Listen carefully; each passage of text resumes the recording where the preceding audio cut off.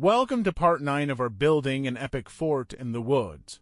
In this part we start putting the tarp on the roof and placing beams to hold it down. We then can cut off the excess tarp.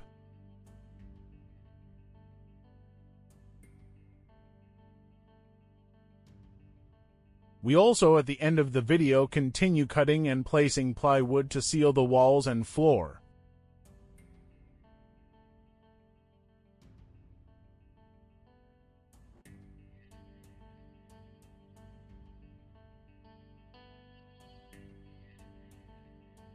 Subscribe to keep updated with our progress. Thank you for watching.